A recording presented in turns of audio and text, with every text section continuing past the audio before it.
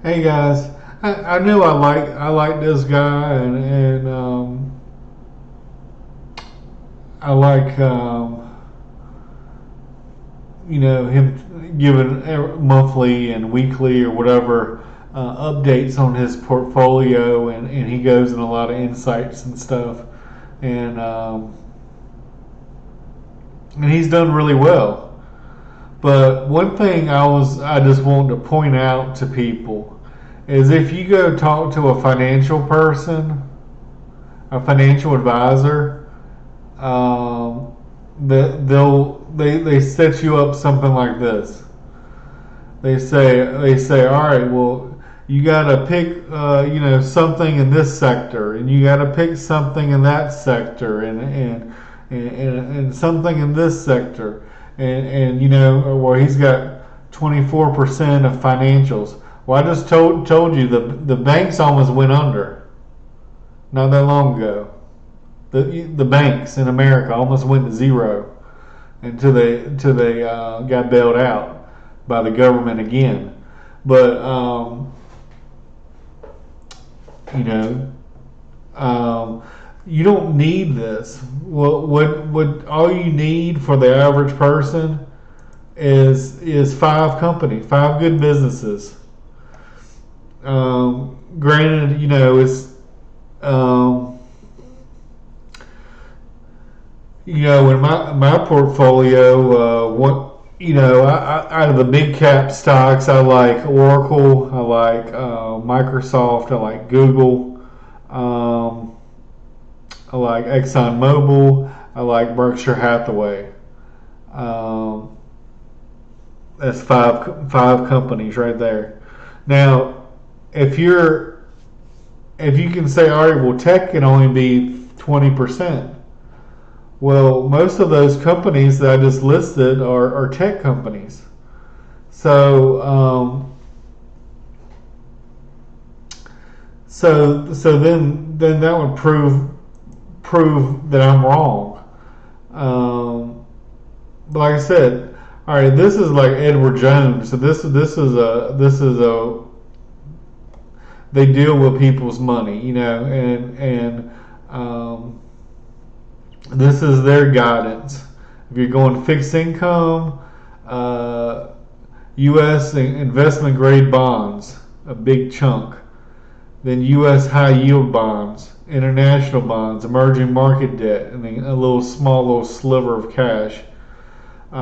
Strategic asset equity diversification, U.S. large cap stocks, international large cap stocks, U.S. mid cap stocks, small cap stocks, international small and mid cap stocks, emerging market equity. And you see here why I'm telling you that there's opportunity in the smaller cap space, and this is why. If you got and the reason why they do this, the reason why they like the U.S. large cap stocks is most of them are so big they don't move very much. You know, Coca-Cola might go from $50 to $55, or $55 to $60. They don't move much. They're so big. There's so many shares. There's so many people like Buffett, who owns 10% of the company, who's never selling. That put a floor on that. Whereas a small cap stock, it might go up 20% in a day. You might go down 20% in a day. They don't like that risk, that volatility. They want smooth sailing. But if you're a value investor, you like that volatility. Why? Because when there's volatility, there is value to be had. Because a lot of people, like I said, do not understand if something is cheap or expensive. Um, let's say,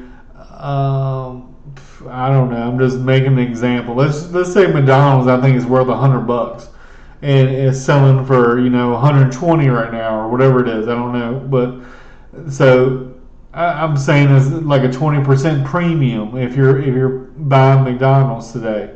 But if it drops to 80, I might buy it. At 80, it might be a good deal. But at 120, it's not, because if it's only worth 100 and it's selling for 120, you're paying a 20% premium. And if it's 80 and it's worth 100, you're getting a 20% discount. So it's important to be able to value whether you're getting a good deal or not. And like Warren Buffett said, is he did not understand how to, and it was almost impossible to value what those internet companies would be worth. And a lot of them were losing money for many years, just burning money. And even Tesla was like a couple days from going bankrupt not that long ago. A couple years ago, they were literally a couple days from going bankrupt. And so in some of those situations, like, you could only evaluate Microsoft on what they were paying on in dividends or whatever. So, but they've reinvented themselves several times. The reason I like Google is they're the place that has all the information. They know what people search for. They know what the trends are. I think they have a lot of knowledge, and I think that knowledge is going to be monetized at some point and going to be very useful. I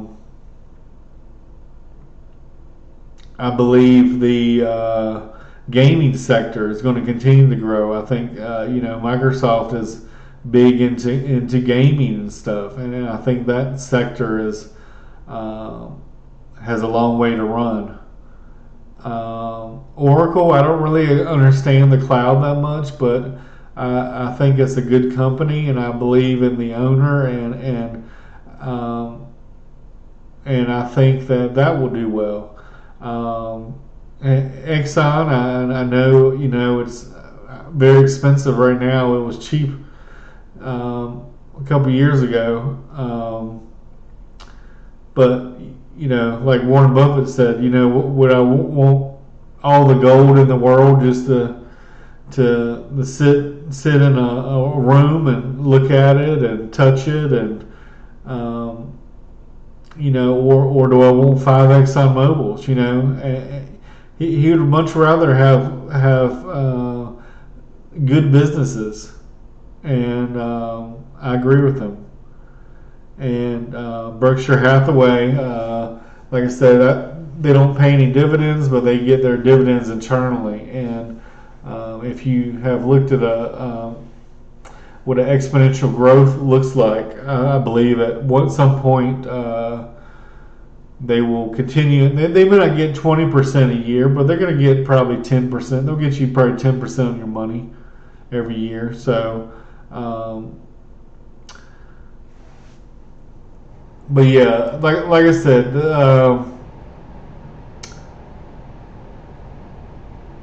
this is what the financial advisors will tell you. Okay, well, you got to put 10% in this, and 10% in that, and 10% in this category, and 10% in that category.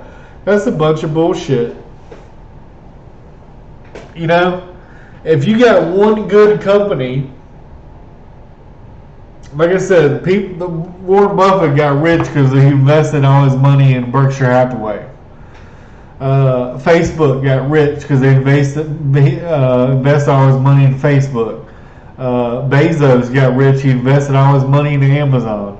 Microsoft Bill Gates got rich. He invested all his money into Microsoft, and then later into Berkshire Hathaway. But you don't even need 5 companies. You can invest in one. But if you're unsure, I think 5 good businesses is all the diversification you need. Um, Now, me, I'm more focused on the smaller caps, and so a lot of those industries and a lot of those businesses, they're not proven yet. There's a good chance a lot of them could go to zero. And during a recession, they may not be able to survive. They might get bought out by a bigger company that has more, um, a bigger credit card. Um, but these small companies, some of them will grow into big companies. And a lot of these big companies will get old and die, just like people get old and die. So, and I believe in the future, there will be a lot more focus on technology and that kind of thing. So I think, investing only 10% or 20% or whatever into technology might be a mistake.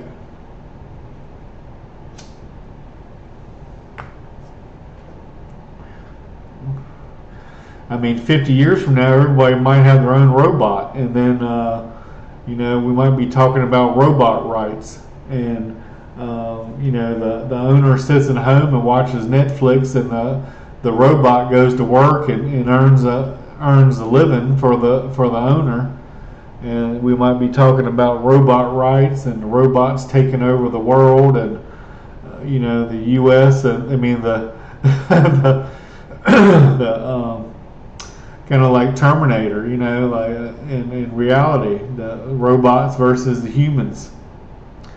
We don't know. We don't know, but this is fine. This is fine.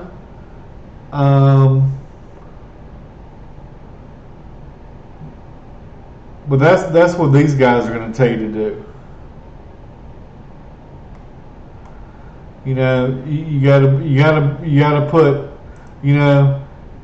10% in industrials, or 10% in this, or 10% in that, and it's just not true.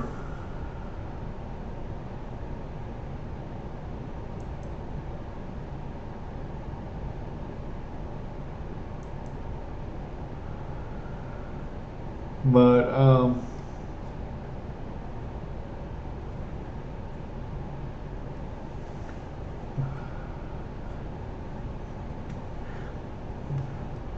for me, if I'm buying companies that are, say, $1 million market cap or $300 million market cap, I might need 20 of them. I might need 50 of them. Put 2%, 2% in each. You got 50 companies. Stick 2% in each. Or if you got 20 companies, you stick 5% in each. And then if something happens, let's say the CEO is, buying expensive yachts and flashing the bling and got to get different girl every night, and maybe maybe I'll be like, hey, look, I don't want to invest in this company because I don't like the CEO. I don't think he's making wise investment decisions, and or maybe it's something they did politically, or let's say maybe you're I don't know.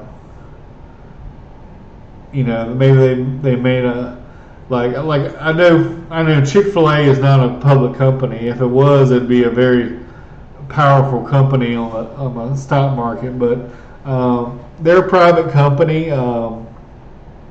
They're deeply religious. If you look at me, I'm a Christian, but I'm not a perfect person.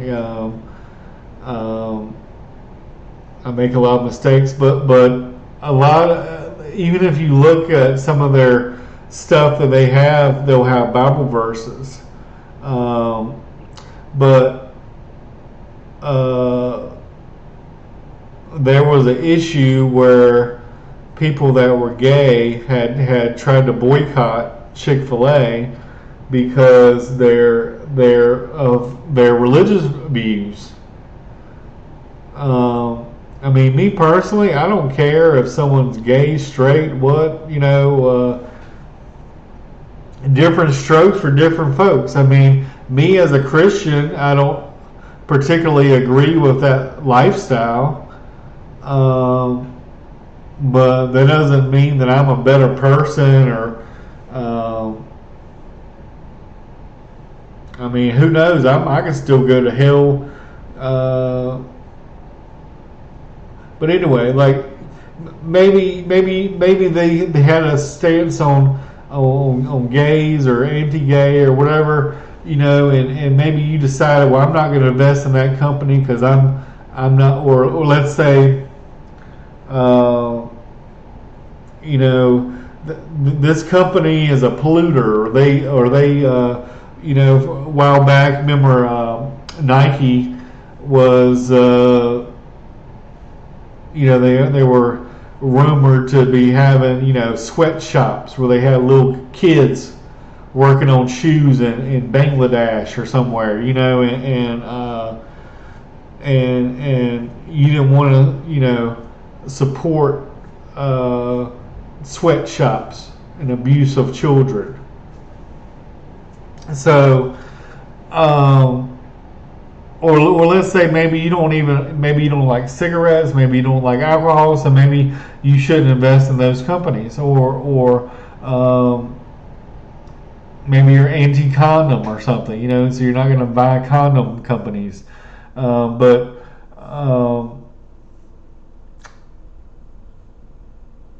so those would be reasons why you could take out certain companies. But to me, a lot of times you don't really know what you got until you're in it. And I know that sounds bad, but you kind of got to get the feel of companies. You got to get into it, be in there a little bit, and get to know them a little bit. Sometimes they don't want to tell you any information, or they're hush hush, or that might be a reason to get out. But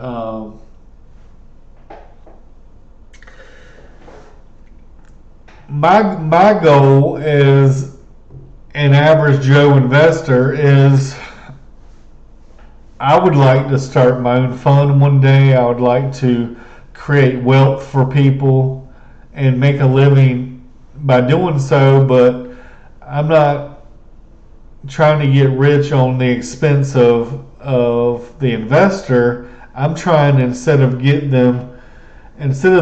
a little measly 7% return, I'm trying to get them a 20% return. And instead of having 100,000 to retire at 65, they'll have 5 or 6 million.